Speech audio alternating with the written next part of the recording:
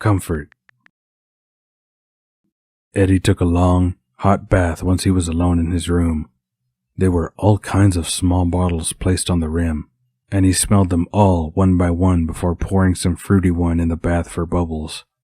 He dipped his head under the water and washed his hair. Then he just lay there, enjoying the warm comfort until he felt like a raisin. He put on clean clothes, tracksuit pants, and a loose t-shirt. He unpacked the clean clothes from his suitcase into the cupboard, put the dirty clothes in the suitcase, and put it in the bottom of the cupboard. He looked at the time on his phone. Almost 7. He slipped on some sandals. As soon as he opened his door, he could smell the most amazing aromas. He didn't even realize he was hungry until now. Sue prepared a traditional beef stew and yellow rice. Eddie devoured it. There's nothing like home-cooked food. He just put down his fork when Sue got up and went to the kitchen. "We have a visitor," she called from the kitchen. Eddie didn't even hear the knocking on the kitchen door. "Johann, you remember the young one from next door? The one who played violin?" she said as she entered the dining room. Behind her followed Brett. Eddie nearly knocked his plate off the table. "Good evening. I didn't mean to disturb dinner. I just wanted to come and see how Eddie is settling in. We met on the flight over here," Brett explained.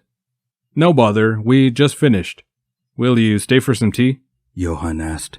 "Actually, Eddie, I was wondering if you want to come for a walk. I can show you around a bit." "Excellent idea. Wait, I got your keys. I forgot to give it to you earlier," Sue said. "Okay, shoes," Eddie stuttered as he rushed to his room. He returned a few minutes later with his phone in his hand.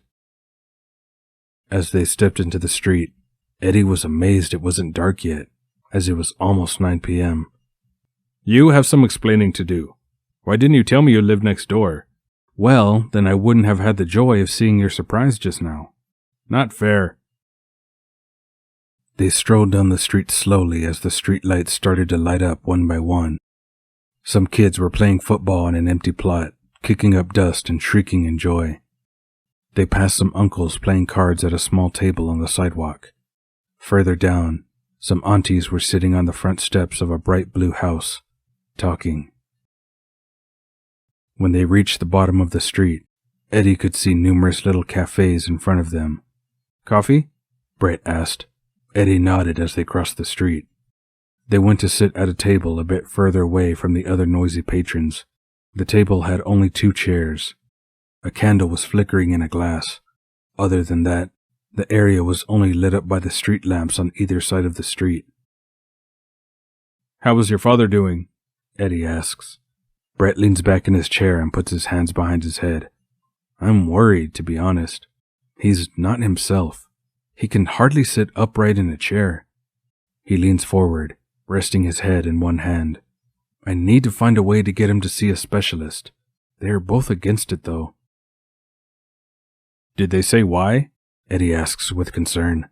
Brett circled the rim of his coffee cup with one finger and said, "It's not really any rational reason.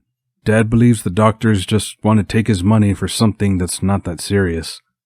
But I'm concerned. He is not himself. Don't know how to put it. Like he's not all there. Not alert. Not reasoning like he used to."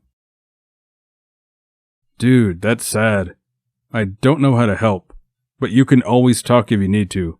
And I guess, since you happen to be my neighbor for a few days, it should be easy." Brett looked up in surprise. "What do you mean a few days?" "I only booked the guest house for 2 days. Guess after that I thought I would know what place I want to see next and move on." "Oh, guess that made sense. There's quite a lot to see and do. Do you have any idea where you want to go next?" For about 2 hours they discussed different places that might interest Eddie. The discussion was accompanied by lots of coffee. Brett knew it was a mistake, as tomorrow would be the first day at the shop, and it could be very tiring. At around 11 p.m., he decided it's best to get some sleep. "I will have to go and get some rest. Tomorrow is the first day in the shop." Eddie nodded as they got up and started their way back. Brett pointed to the left, down the street. "I never actually showed you around. Down that side, 2 blocks, you turn right. After around 5 minutes of walking, you will find Green Market Square. It will be a nice place for you to explore tomorrow. Thanks. I think I will do that, Eddie said. As they reached the guest house, Brett tilted his head sideways and said, Good night. Hope you have a great time tomorrow. Brett, stay strong. I know it's not easy, but things always seem to work out somehow, Eddie said as he opened the gate leading to the side door.